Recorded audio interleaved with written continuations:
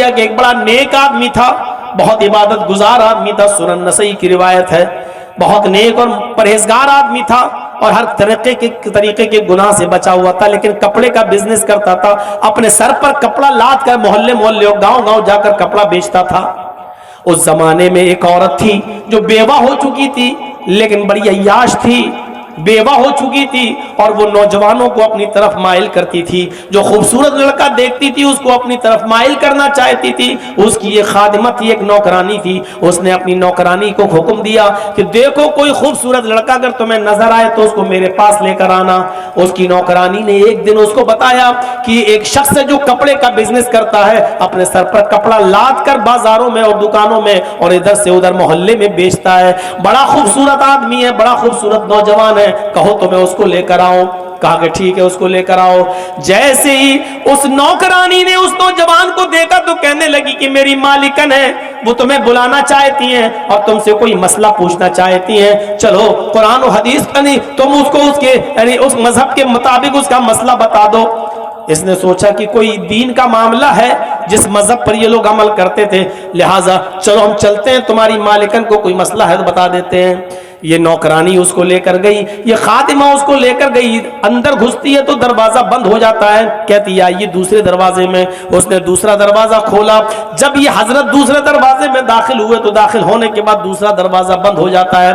کئی دروازوں کے اندر لے کر گئی, وہاں اس کی مالکن بیٹھی ہوئی تھی, بیوہ عورت بیٹھی ہوئی تھی جو بڑی خوبصورت تھی اور حسین و جمیل تھی. اس نے اپنی باندی کو نوکرانی کو حکم دیا کہ تم اب جا سکتی ہو, اور اس نے کہا کپڑا دکھاؤ.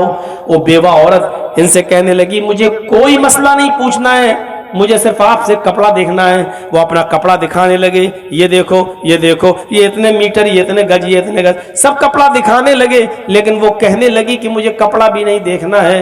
او دنو منی, تم میرے قریب آ جاؤ, میں تم سے ملنا چاہتی ہوں, مجھے تم سے آج تلذذ ہے, یعنی لذت حاصل کرنا ہے. آؤ میرے ساتھ, آؤ زنا کرو میرے ساتھ, ہم بستری کرو. انہوں نے کہا معاذ اللہ, اللہ کی پناہ یہ چیز حرام ہے. اس عورت نے ان کو چاروں طرف سے گھیر لیا. کہا کہ تم نہیں جانتے, دامن میں پھنس چکے ہو, نکلو گے تو تمہاری نیکی پر اور تمہاری امانت داری پر دھبا لگے گا. ایسا شور کروں گی کہ میرے شور سے پورا محلہ جاگ جائے گا. اب تمہارے سامنے 3 راستے ہیں, ان میں سے تمہیں ایک پر عمل کرنا ہے, یا پھر سمجھ لو کہ تم پورے علاقے میں رسوا ہو جاؤ گے اور لوگ کہیں گے دیکھو عبادت کرتا ہے اور کام اتنا برا ہے, اتنے کمرے کے اندر گھس کر ایک عورت کے ساتھ زنا کرنا ہے, ہم تو فوراً تمہارے اوپر الزام لگا دیں گے. یہ چاروں طرف سے بیچارہ نیک آدمی پھنس چکا ہے بری طریقے سے. کہتا ہے کہ اچھا میرے سامنے آپشن کیا ہے. اس نے ایک اور کمرے کے اندر لے گئی. سنیے میرے بھائیو, حدیث کا واقعہ ہے. وہ ایک اور کمرے میں لے گئی. وہاں کیا دیکھتے ہیں یہ حضرت کہ ایک خوبصورت نوجوان, ایک خوبصورت چھوٹا سا بچہ بیٹھا ہوا ہے جس کی عمر 6-7 سال کی ہے. بہت ہی گورا چٹا لڑکا بیٹھا ہوا ہے, اور اسی کے پاس شراب رکھی ہوئی ہے, اور شراب کے پاس ایک چھری رکھی ہوئی ہے, اور وہیں جا کر یہ عورت بھی بیٹھ جاتی ہے. اب یہ کہتی ہے اس نیک آدمی سے, اس نیک شریف انسان سے کہ یہ چھری اٹھاؤ. اس نیک شریف انسان نے کہا کہ کیا کرنا چاہتی ہو تم؟ اس نے کہا کہ تم میرے ساتھ یا تو زنا کرو, اور زنا نہیں کرتے ہو تو اس لڑکے کو قتل کرو اس چھری سے. اٹھاؤ اور اس چھری سے اس بچے کو قتل کرو. یہ دوسرا آپشن ہے. اور یہ بھی نہیں کر سکتے ہو تو یہ شراب رکھی ہوئی ہے, تم شراب پی لو, جاؤ اتنا کام کر لو, ہم چھوڑ دیں گے. تینوں میں سے کوئی کام, یا تو اس بچے کو قتل کرو, نہیں کرو گے میرے ساتھ زنا کرو, یہ بھی نہیں کرتے ہو تو شراب پی لو. کوئی ایک کام کرنا پڑے گا تبھی چھوڑوں گی. اب انہوں نے عقل دوڑائی کہ کم گناہ کس میں ہے, تو کہتے ہیں کہ سب سے بڑا گناہ یہ ہے کہ کسی ناحق کو قتل کروں. اس بچے نے کیا بگاڑا بیچارے کو, تو سب سے بڑا گناہ یہ ہے کہ میں قتل کروں, نہیں کر سکتا. اس سے چھوٹا گناہ یہ ہے کہ میں اس کے ساتھ زنا کروں. قتل کے بعد سب سے بڑا گناہ زنا, تو میں قتل بھی نہیں کر سکتا اور اس عورت کے ساتھ زنا بھی نہیں کر سکتا. مجبوری ہے, اپنی جان بچانا ہے, تو چلو شراب پی لیتے ہیں. بعد میں اللہ سے توبہ کر لیں گے کہ اللہ مجھے معاف کر دے گا، کم سے کم یہ کم گناہ تو ہے، چھوٹا گناہ تو ہے، قتل اور زنا سے کم تو ہے۔ ان کی عقل کام نہیں کی اور انہوں نے اس شراب کو اٹھایا اور پوری کی پوری بوتل آنکھ بند کر کے پی گئے۔ جب پوری کی پوری بوتل آنکھ بند کر کے پی گئے تو اب ان کو نشہ آیا، اور نشے میں جب ان کا سر فطور میں پڑ گیا تو اس عورت نے چھری اس کے ہاتھ میں دے دی۔ اس آدمی نے، نیک و شریف انسان نے چھری بھی پکڑ لی اور کہا اس بیٹے کو، اس لڑکے کو قتل کرو۔ وہ آدمی اب نشے میں اتنا چور تھا کہ وہ اٹھا اور اس نے اس بچے کے پیٹ میں چاقو مارا، اس کی گردن پر بھی چاقو مارا اور اس بچے کو بھی قتل کر دیا۔ اور اس کے بعد اس نے، عورت نے ان کو پکڑ کے اپنے اوپر سوار کر لیا، اور شراب کے نشے میں تو تھے ہی، کپڑے اس عورت نے خود اتار دیے اور اس آدمی نے شراب کے نشے میں اس عورت کے ساتھ زنا بھی کر لیا۔ میرے پیارے ساتھیوں، اس کے بعد میں میرے اندازہ لگائیے کہ ابھی تو ایک گناہ کروایا جا رہا تھا، اب اس نے تین گناہ کر لیے، یعنی بچے کو قتل بھی کر دیا، عورت سے زنا بھی کر لیا اور شراب بھی پی لی۔ بہرحال شراب، یہ پورے کام کرنے کے بعد ان کو نکال دیا گیا، گھر سے باہر کر دیا گیا، اور بالآخر وہ پکڑے گئے اور ان کو گرفتار کر لیا گیا، اور پھر ان کے اوپر اس قانون کے مطابق مقدمہ چلا۔ میں کہنا یہ چاہتا ہوں کہ ایک گناہ کروایا جا رہا تھا، لیکن شراب پینے کے بعد وہ تینوں گناہ کر بیٹھے، یہ سوچ کر کہ یہ سب سے کم گناہ ہے، ان دونوں گناہوں سے کم گناہ ہے۔ اور جیسے انہوں نے شراب پی تو شراب کے نشے میں وہ بھول گئے کہ نیکی کیا برائی کیا ہے، انہوں نے قتل کو بھی معمولی سمجھا اور انہوں نے انہوں نے زنا کو بھی معمولی سمجھا۔ اللہ کے نبی فرماتے ہیں، اے معاذ لا تشربن خمرا فإنه راس كل فاحشہ، اے معاذ کبھی بھی شراب مت پینا، اس لیے کہ شراب تمام برائیوں کی جڑ ہے، شراب پیو گے تو ہر قسم کا گناہ تم کرو گے۔ شراب پینے والا زنا بھی کرے گا، شراب پینے والا چوری بھی کر سکتا ہے، شراب پینے والا اپنے ماں باپ کو بھی برا سمجھے گا، شراب پینے والا اپنی بہن اور بیٹی تک کو گالی دے دے گا۔ میرے بھائیو، شراب پینے کے بعد انسان کی عقل کام نہیں کرتی۔ اللہ کے نبی فرماتے ہیں کہ میری امت پر ایک زمانہ ایسا آ جائے گا جو زمانہ بنی اسرائیل پر آیا تھا، لا یأتین علی امتی ما أتى علی بنی اسرائیل حذو النعل بالنعل، جیسے دونوں جوتے جو پیروں میں پہنے جاتے ہیں وہ برابر ہوتے ہیں، ایسی میری امت میں اور بنی اسرائیل میں کوئی فرق نہیں رہے گا، دونوں برابر ہوں گے۔ یہاں تک کہ بنی اسرائیل میں حتی ان کان منہم من أتى علی امہ علانیۃ، یہاں تک کہ قوم بنی اسرائیل میں سے کوئی شخص اپنی ماں کے ساتھ زنا کیا ہوگا، اپنی ماں کے ساتھ اس نے منہ کالا کیا ہوگا سر عام سب کے سامنے، تو میری امت پر بھی قیامت اس وقت تک نہیں آئے گی جب تک کہ مسلمانوں میں بھی ایسے لوگ پیدا نہ ہو جائیں جو اپنی ماں کے ساتھ زنا کریں، وہ بھی چوراہے پر، وہ بھی سر عام سب کے سامنے۔ جب تک یہ مسلمان اپنی ماں بہن بیٹی کے ساتھ چوراہے پر سب کے سامنے زنا نہیں کرے گا، قیامت نہیں آئے گی۔ میرے بھائیوں، یہ ماں بہن اور بیٹی کے ساتھ ایک نوجوان زنا کرے گا، یہاں تک پہنچانے والی چیز ہوگی شراب۔ یہی شراب کا نشہ ایک دن نوجوان کو اس کی ماں بہن اور بیٹی کے ساتھ زنا کرنے پر مجبور کر دے گا اور کہے گا میرا تو عقل ہی کام نہیں کر رہی تھی، میرا تو دماغ ہی کام نہیں کر رہا تھا۔ میرے بھائیوں، قیامت کی نشانیوں میں سے ایک نشانی یہ ہے کہ نوجوان اپنی ماں اور بہن اور بیٹی کے ساتھ زنا کریں گے۔ مراد آباد کا ایک واقعہ میں آج سے 13-14 سال پرانا بتاتا ہوں کہ وہاں ایک لڑکی بیچاری نوجوان بیٹی، نوجوان لڑکی کی شادی ایک بوڑھے آدمی سے کرائی گئی۔ جب ریزن پوچھا گیا تو پتہ یہ چلا کہ اس کنواری لڑکی سے اس کے باپ نے زنا کر لیا تھا، اس کے باپ نے زنا کر لیا تھا اور اس لڑکی کے پستان سے دودھ آنا شروع ہو گیا تھا۔ جب وہاں کے علاقے کی عورتوں کو پتا چلا تو جب اس کو زبردستی پوچھا گیا کہ بتا مجرم کون ہے، یہ تیرے ساتھ یہ حرکت کس نے کی ہے، تو اس نے روتے ہوئے داستان سناتے ہوئے اپنے باپ کا نام لیا۔ میرے بھائیوں غور کرو، اب یہ دن آ چکے ہیں کہ باپ اپنی بیٹی کے ساتھ زنا کرنے لگا، بھائی اپنی بہن کے ساتھ بھی منہ کالا کرنے میں تھک نہیں رہا ہے۔ اب موبائلوں میں اور یوٹیوب پر اور اس سے بھی گھناؤنے سافٹ ویئر آ چکے ہیں، ان میں جا کر جب آپ ڈیپلی گھسو گے، جب شہوت جاگے گی اور شہوت کو پورا کرنے کا کوئی انتظام نہیں ہوگا تو انسان اپنی ماں اور بہنوں بیٹیوں کے ساتھ بھی زنا کرے گا، جانوروں کے ساتھ بھی زنا کرے گا۔ یہ سب قیامت کی نشانیاں شروع ہو چکی ہیں۔ میرے بھائیوں، ہمیں اور آپ کو معاشرے کی اصلاح کرنا ہے تو شراب نوشی سے توبہ کرنا ہے۔ یہ 4 چیزیں ہی میں بتا سکا، 10 چیزیں میری تھیں لیکن 10 چیزوں پر میں نہیں چل پاؤں گا، اور 5ویں چیز اتنا بتا دوں کہ ایاک والمعصیہ فإن بالمعصیۃ حل سخط اللہ، اللہ کی نافرمانی کا کوئی کام مت کرنا، جس بستی میں اللہ کی نافرمانی ہوتی ہے اللہ کا عذاب اس بستی پر حلال ہو جاتا ہے۔ اللہ کی نافرمانی مت کرنا۔ دیکھ لیجیے آپ کے گاؤں میں کتنی اللہ کی نافرمانی ہو رہی ہے۔ اگر آپ کے گاؤں میں آرکیسٹرا آتی ہو اور ڈانس کرتی ہو اور پورے گاؤں میں کوئی آدمی آرکیسٹرا کو ڈانس کرنے سے روکنے والا نہ ہو تو سمجھ لو اس گاؤں کے اندر عذاب آنے والا ہے۔ اگر شراب نوشی عام ہے اور کوئی شرابیوں کو شراب پینے سے منع نہیں کر رہا ہے تو سمجھ لو اس بستی پر اللہ کا عذاب حلال ہو چکا ہے۔ اگر بستی میں اکثر لوگ بے نمازی ہیں اور مسجدوں میں 4 5 10 آدمی آ رہے ہیں تو سمجھ لو کہ اللہ کی نافرمانی کا اس بستی میں ہو رہی ہے، اللہ کا عذاب اس بستی کے اوپر حلال ہو چکا ہے۔ اگر بستی کے اندر جوا کھیلا جا رہا ہے لیکن کسی کو روکنے کی ہمت نہیں ہے اور منع کرنے کی ہمت نہیں ہے تو سمجھ لو کہ اس بستی کے اوپر اللہ کا عذاب حلال ہو چکا ہے۔ جب اللہ کا عذاب آئے گا تو نیک لوگ بھی پیسے جائیں گے اور برے لوگ بھی۔ جب چکی میں گیہوں پیسا جاتا ہے تو اس کے ساتھ گھن بھی پس جاتا ہے۔ جب اللہ کا عذاب کسی بستی میں آتا ہے تو بروں کے ساتھ اچھے لوگ بھی پیس دیے جاتے ہیں۔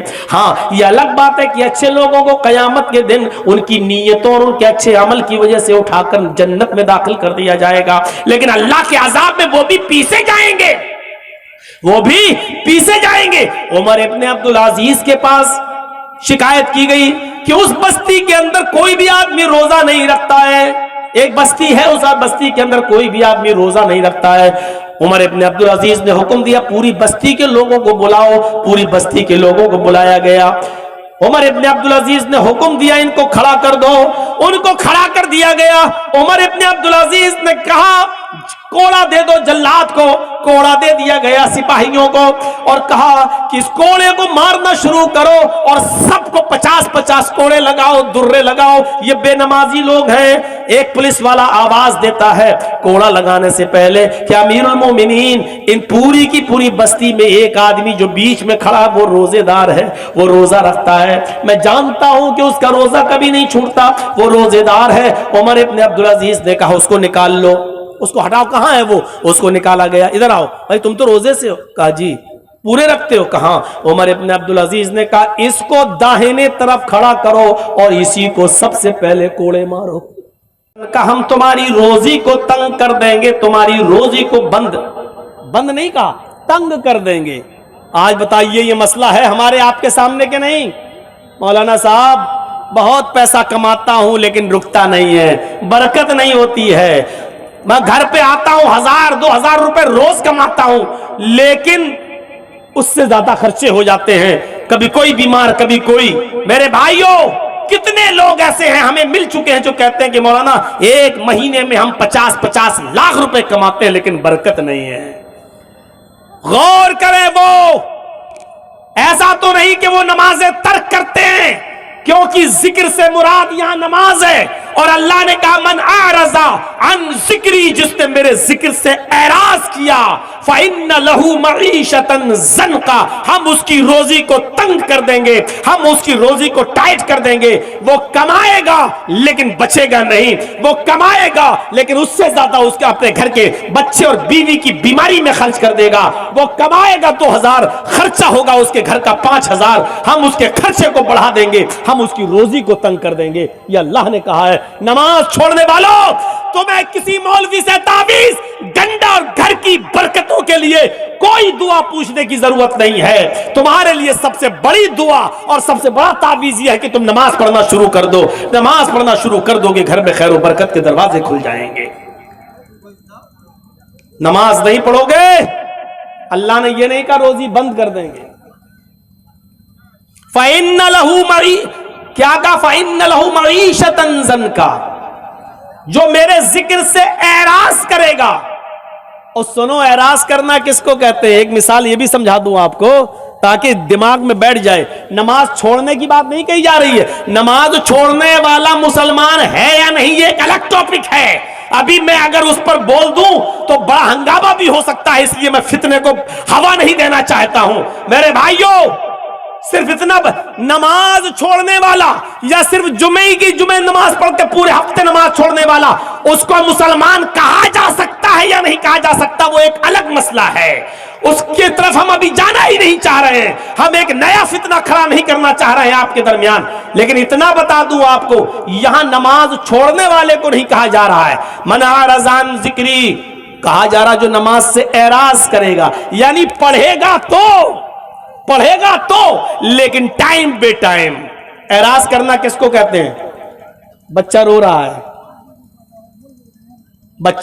ہے، اور بھوکا ہے، اور ماں ٹی وی دیکھ کے سیریل دیکھ رہی ہے۔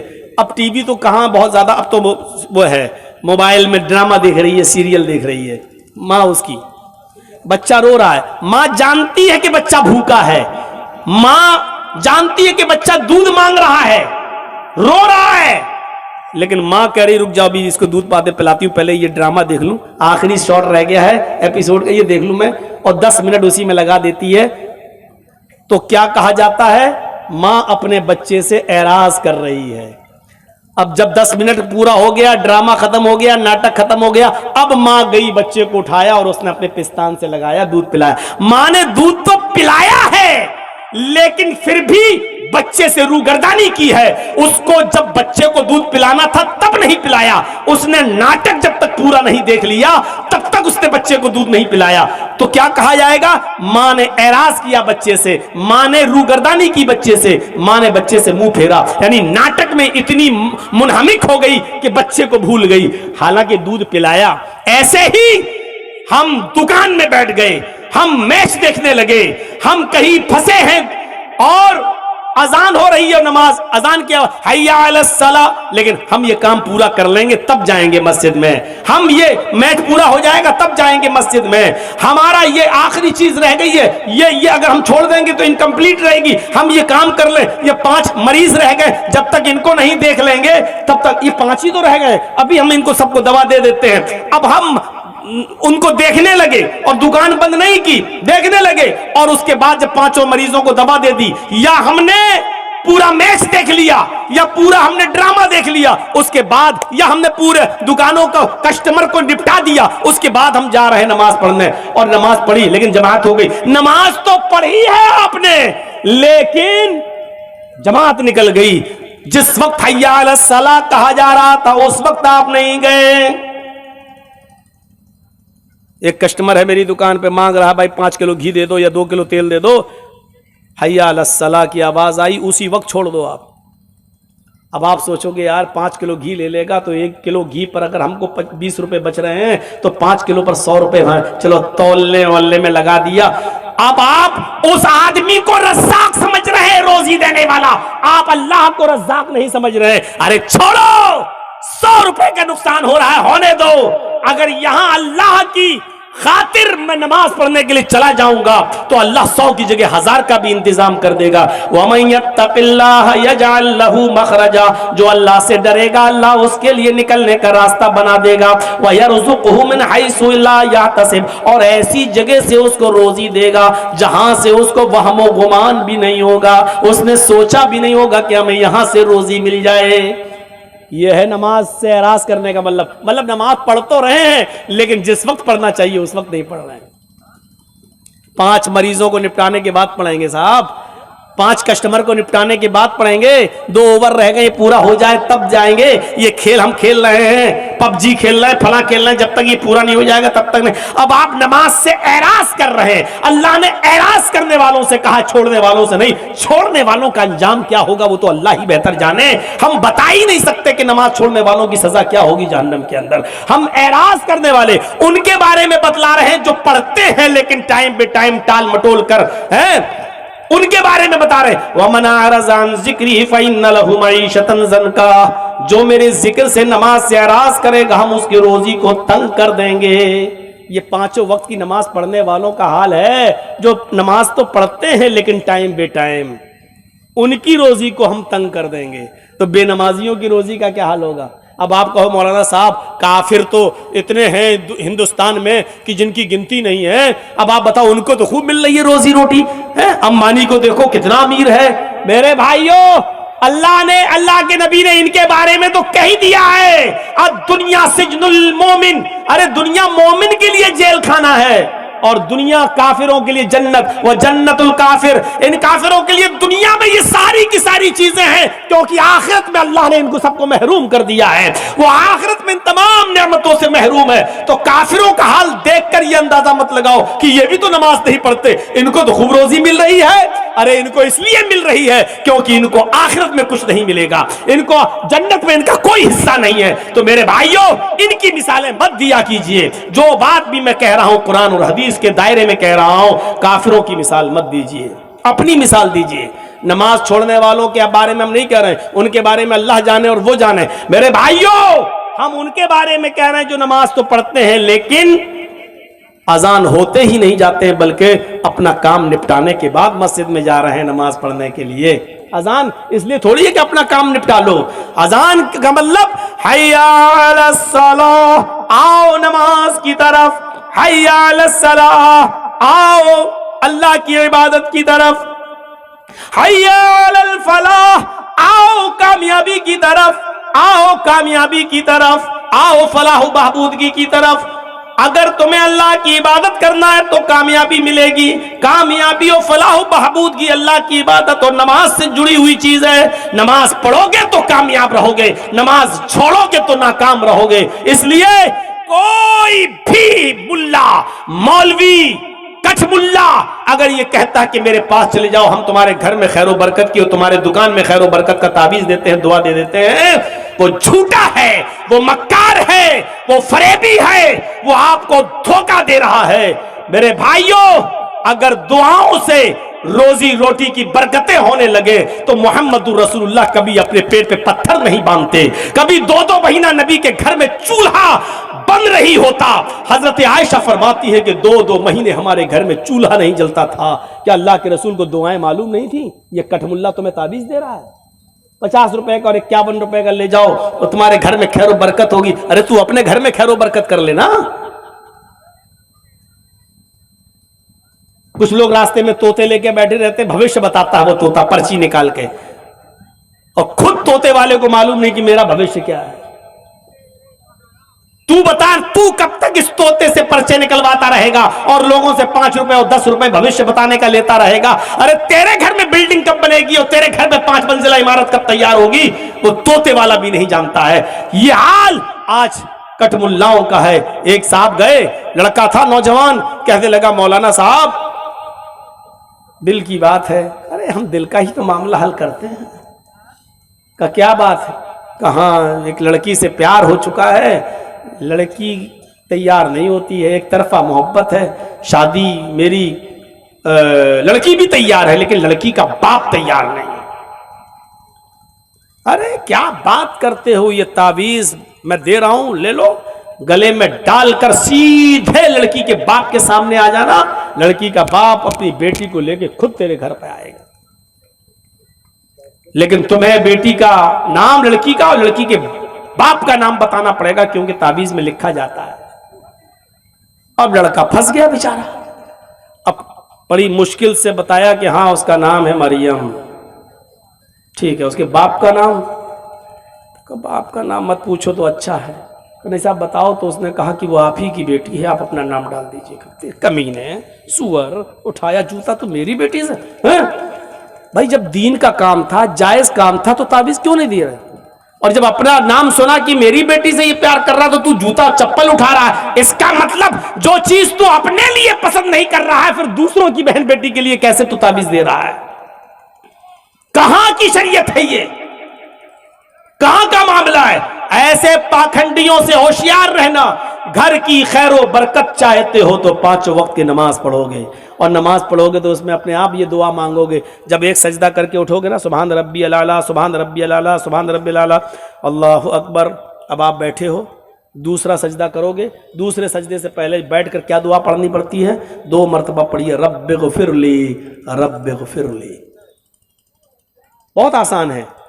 اور ایک اور دعا آتی ہے، وہ دعا بھی بہت سے لوگ پڑھتے ہیں، اللہم اغفر لی ورحمنی وہدنی وعافنی ورزقنی۔ کیا دعا ہے؟ اللہم اغفر لی، اللہ میری مغفرت فرما، ورحمنی میرے اوپر رحم فرما، وہدنی مجھے ہدایت دے، وہدنی مجھے ہدایت دے، وعافنی اور مجھے صحت و عافیت نواز، ورزقنی اور مجھے رزق حلال عطا فرما۔ 5 وقت کی نماز جب مسلمان مسجد میں آ کر پڑھے گا، اور 5 وقت کی نماز میں ایک رکعت میں 2 سجدے ہوتے ہیں، ایک مرتبہ اس کو ہر رکعت میں یہ دعا مانگنا پڑتی ہے، ورزقنی مجھے رزق عطا فرما۔ اگر اس نے ظہر کی 10 رکعت پڑھی تو 10 مرتبہ کہا ورزقنی، اگر اس نے عصر کی 4 سنت 4 فرض پڑھی تو 8 مرتبہ کہا ورزقنی، اس نے مغرب کی 5 رکعت پڑھی تو 5 مرتبہ کہا اس نے ورزقنی، عشاء کی کم سے کم اس نے 7 رکعتیں پڑھی، 4 فرض 2 سنت 1 وتر، تو 7 مرتبہ اس نے کہا ورزقنی۔ میرے بھائیو غور کرو کہ ایک دن میں کتنی مرتبہ وہ اللہ سے کہہ رہا ہے کہ اللہ مجھے رزق عطا فرما، اللہ مجھے برکت والا رزق دے، اے اللہ میری روزی روٹی میں اضافہ دے، یعنی اللہ میرے کاروبار میں برکت عطا فرما۔ نماز پڑھو گے تو ملے گی یہ برکت۔ تو یہ تیسری چیز تھی، وَلَا تَتْرُكَنَّ صَلَاةً مَكْتُوبَةً مُتَعَمِّدًا فَإِنَّ مَن تَرَكَ صَلَاةً مَكْتُوبَةً مُتَعَمِّدًا فَقَدْ بَرِئَتْ مِنْهُ ذِمَّةُ اللَّهِ، جو شخص فرض نماز کو قصداً جان بوجھ کر چھوڑ دیتا ہے، فقط بریت منہ ذمت اللہ، تو اللہ کی کوئی ذمہ داری اس کے اوپر نہیں رہتی ہے، نہیں مر رہا مرے کٹتا کٹے۔ تو یہ 3 چیزیں میری آپ کے سامنے، اب ہر مسلمان غور کرے کہ وہ شرک سے کتنا بچتا ہے، ماں باپ کا کتنا بڑا فرما بردار ہے، اور نمازوں کا کتنا بڑا پابند ہے، کیا اسلام کے اندر وہ پورے کے پورے داخل ہے یا نہیں ہے۔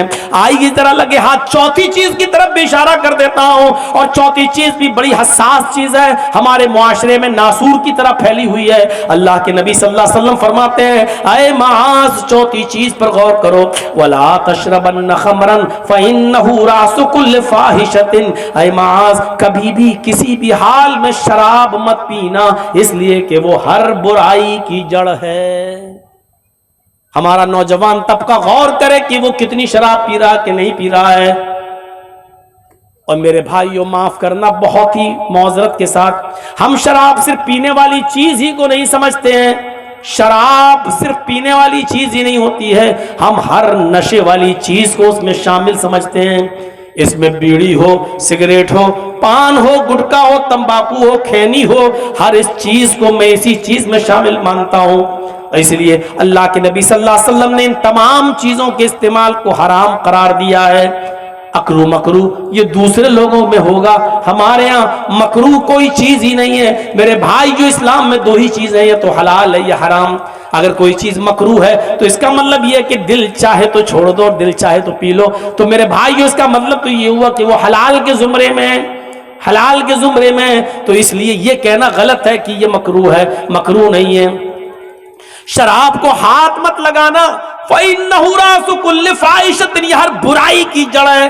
شراب صرف برائی نہیں ہے، بلکہ ایک شراب کے پینے کے بعد دوسرے گناہ کرنے کا بھی، یعنی شراب پینا خود ایک گناہ، لیکن شراب پینے کے بعد اور بھی گناہ ہونے لگتے ہیں۔ شراب پی کے ٹن گھر میں گھسے، ماں کریے منع کیا تھا پھر پی کے آیا، اور تیری ماں کا، تیری اپنی ماں کو ہی ماں بہن کی گالی، اپنی بہن کو بھی گالی، باپ کو گالی، بھائی کو گالی، اور ایسی گندی گندی گالی جو تو نشے میں دیتا ہے، جس کو کوئی مرد بھی سننا گوارا نہیں کرتا، تیرے گھر کی عورتوں کو سننا پڑتا ہے۔ حضرت عثمان غنی رضی اللہ تعالیٰ عنہ سے روایت ہے کہ ایک پرانے زمانے کا واقعہ اللہ کے نبی صلی اللہ علیہ وسلم نے بیان کیا کہ ایک بڑا نیک آدمی تھا، بہت عبادت گزار آدمی تھا، سنن نسائی کی روایت ہے، بہت نیک اور پرہیزگار آدمی تھا، اور ہر طریقے کے گناہ سے بچا ہوا تھا، لیکن کپڑے کا بزنس کرتا تھا، اپنے سر پر کپڑا لاد کر محلے محلے اور گاؤں گاؤں جا کر کپڑا بیچتا تھا۔ اس زمانے میں ایک عورت تھی جو بیوہ ہو چکی تھی، لیکن بڑی عیاش تھی، بیوہ ہو چکی تھی، اور وہ نوجوانوں کو اپنی طرف مائل کرتی تھی، جو خوبصورت لڑکا دیکھتی تھی اس کو اپنی طرف مائل کرنا چاہتی تھی۔ اس کی ایک خادمہ تھی، ایک نوکرانی تھی، اس نے اپنی نوکرانی کو حکم دیا کہ دیکھو کوئی خوبصورت لڑکا اگر تمہیں نظر آئے تو اس کو میرے پاس لے کر آنا۔ اس کی نوکرانی نے ایک دن اس کو بتایا کہ ایک شخص ہے جو کپڑے کا بزنس کرتا ہے، اپنے سر پر کپڑا لاد کر بازاروں میں اور دکانوں میں اور ادھر سے ادھر محلے میں بیچتا ہے، بڑا خوبصورت آدمی ہے، بڑا خوبصورت نوجوان ہے، کہو تو میں اس کو لے کر آؤں۔ کہا کہ ٹھیک ہے اس کو لے کر آؤ.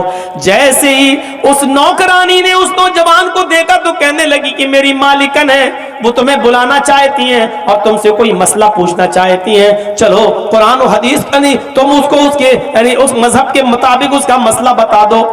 اس نے سوچا کہ کوئی دین کا معاملہ ہے جس مذہب پر یہ لوگ عمل کرتے تھے, لہٰذا چلو ہم چلتے ہیں, تمہاری مالکن کو کوئی مسئلہ ہے تو بتا دیتے ہیں. یہ نوکرانی اس کو لے کر گئی, یہ خادمہ اس کو لے کر گئی, اندر گھستی ہے تو دروازہ بند ہو جاتا ہے, کہتی ہے آئیے دوسرے دروازے میں. اس نے دوسرا دروازہ کھولا, جب یہ حضرت دوسرے دروازے میں داخل ہوئے تو داخل ہونے کے بعد دوسرا دروازہ بند ہو جاتا ہے. کئی دروازوں کے اندر لے کر گئی, وہاں اس کی مالکن بیٹھی ہوئی تھی, بیوہ عورت بیٹھی ہوئی تھی جو بڑی خوبصورت تھی اور حسین و جمیل تھی. اس نے اپنی باندی کو نوکرانی کو حکم دیا کہ تم اب جا سکتی ہو, اور اس نے کہا کپڑا دکھاؤ. وہ بیوہ عورت ان سے کہنے لگی مجھے کوئی مسئلہ نہیں پوچھنا ہے, مجھے صرف آپ سے کپڑا دیکھنا ہے. وہ اپنا کپڑا دکھانے لگے, یہ دیکھو یہ دیکھو, یہ اتنے میٹر, یہ اتنے گج, یہ اتنے گج, سب کپڑا دکھانے لگے. لیکن وہ کہنے لگی کہ مجھے کپڑا بھی نہیں دیکھنا ہے, او دونوں منی, تم میرے قریب آ جاؤ, میں تم سے ملنا چاہتی ہوں, مجھے تم سے آج تلذذ ہے, یعنی لذت حاصل کرنا ہے, آؤ میرے ساتھ, آؤ زنا کرو میرے ساتھ, ہم بستری کرو. انہوں نے کہا معاذ اللہ, اللہ کی پناہ یہ چیز حرام ہے. اس عورت نے ان کو چاروں طرف سے گھیر لیا, کہا کہ تم نہیں جانتے, دامن میں پھنس چکے ہو, نکلو گے تو تمہاری نیکی پر اور تمہاری امانت داری پر دھبا لگے گا.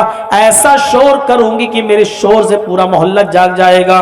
اب تمہارے سامنے 3 راستے ہیں, ان میں سے تمہیں ایک پر عمل کرنا ہے, یا پھر سمجھ لو کہ تم پورے علاقے میں رسوا ہو جاؤ گے اور لوگ کہیں گے دیکھو عبادت کرتا ہے اور کام اتنا برا ہے, اتنے کمرے کے اندر گھس کر ایک عورت کے ساتھ زنا کرنا ہے, ہم تو فوراً تمہارے اوپر الزام لگا دیں گے.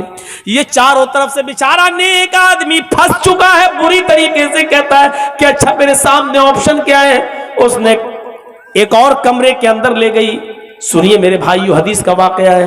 وہ ایک اور کمرے میں لے گئی, وہاں کیا دیکھتے ہیں یہ حضرت کہ ایک خوبصورت نوجوان, ایک خوبصورت چھوٹا سا بچہ بیٹھا ہوا ہے جس کی عمر 6-7 سال کی ہے, بہت ہی گورا چٹا لڑکا بیٹھا ہوا ہے, اور اسی کے پاس شراب رکھی ہوئی ہے, اور شراب کے پاس ایک چھری رکھی ہوئی ہے, اور وہیں جا کر یہ عورت بھی بیٹھ جاتی ہے.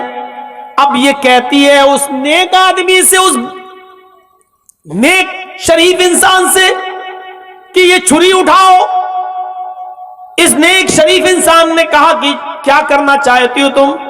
اس نے کہا کہ تم میرے ساتھ یا تو زنا کرو, اور زنا نہیں کرتے ہو تو اس لڑکے کو قتل کرو اس چھری سے, اٹھاؤ اور اس چھری سے اس بچے کو قتل کرو. یہ دوسرا آپشن ہے.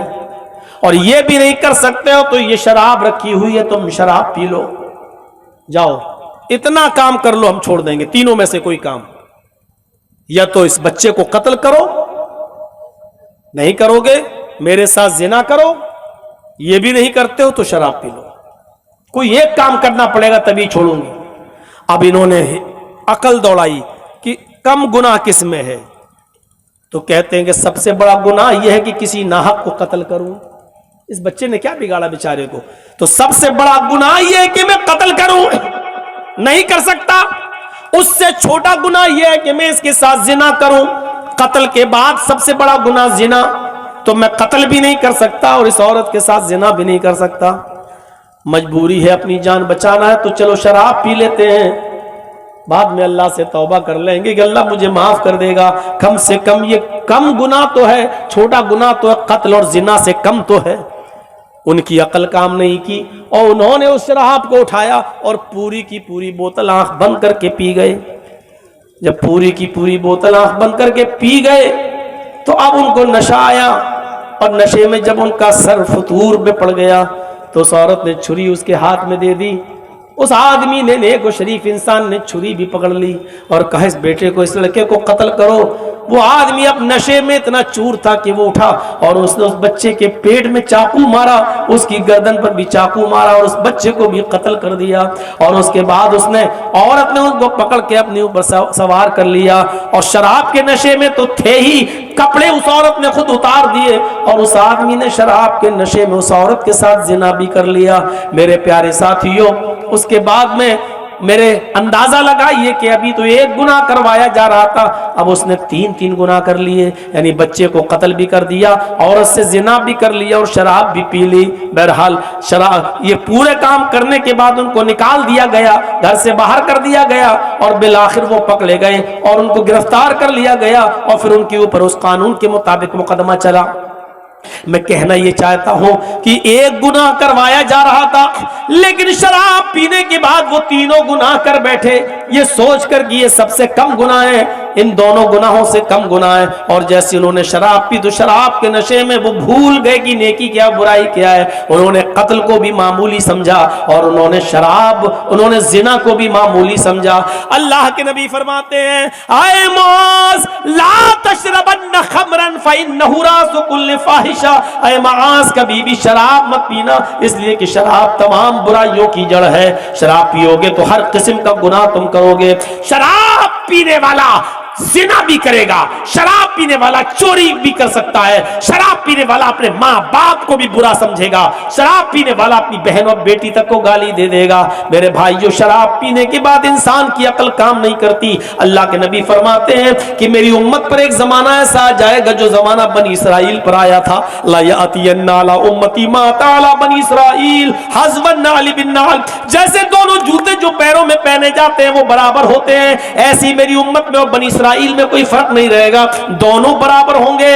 یہاں تک کہ بنی اسرائیل میں حتی ان کان منہم من تعالی امہ علانیۃ، یہاں تک کہ قوم بنی اسرائیل میں سے کوئی شخص اپنی ماں کے ساتھ زنا کیا ہوگا، اپنی ماں کے ساتھ اس دن منہ کالا کیا ہوگا سر عام سب کے سامنے، تو میری امت پر بھی قیامت اس وقت تک نہیں آئے گی جب تک کہ مسلمانوں میں بھی ایسے لوگ پیدا نہ ہو جائیں جو اپنی ماں کے ساتھ زنا کریں، وہ بھی چوراہے پر، وہ بھی سر عام سب کے سامنے۔ جب تک یہ مسلمان اپنی ماں بہن بیٹی کے ساتھ چوراہے پر سب کے سامنے زنا نہیں کرے گا، قیامت نہیں آئے گی۔ میرے بھائیوں، یہ ماں بہن اور بیٹی کے ساتھ ایک نوجوان زنا کرے گا، یہاں تک پہنچانے والی چیز ہوگی شراب۔ یہی شراب کا نشہ ایک دن نوجوان کو اس کی ماں بہن اور بیٹی کے ساتھ زنا کرنے پر مجبور کر دے گا، اور کہے گا میرا تو عقل ہی کام نہیں کر رہی تھی، میرا تو دماغ ہی کام نہیں کر رہا تھا۔ میرے بھائیوں، قیامت کی نشانیوں میں سے ایک نشانی یہ ہے کہ نوجوان اپنی ماں اور بہن اور بیٹی کے ساتھ زنا کریں گے۔ مراد آباد کا ایک واقعہ میں آج سے 13-14 سال پرانا بتاتا ہوں کہ وہاں ایک لڑکی بیچاری نوجوان بیٹی نوجوان لڑکی کی شادی ایک بوڑھے آدمی سے کرائی گئی۔ جب ریزن پوچھا گیا تو پتہ یہ چلا کہ اس کنواری لڑکی سے اس کے باپ نے زنا کر لیا تھا، اس کے باپ نے زنا کر لیا تھا، اور اس لڑکی کے پستان سے دودھ آنا شروع ہو گیا تھا۔ جب وہاں کے علاقے کی عورتوں کو پتا چلا تو جب اس کو زبردستی پوچھا گیا کہ بتا مجرم کون ہے، یہ تیرے ساتھ یہ حرکت کس نے کی ہے، تو اس نے روتے ہوئے داستان سناتے ہوئے اپنے باپ کا نام لیا۔ میرے بھائیوں، غور کرو، اب یہ دن آ چکے ہیں کہ باپ اپنی بیٹی کے ساتھ زنا کرنے لگا، بھائی اپنی بہن کے ساتھ بھی منہ کالا کرنے میں تھک نہیں رہا ہے۔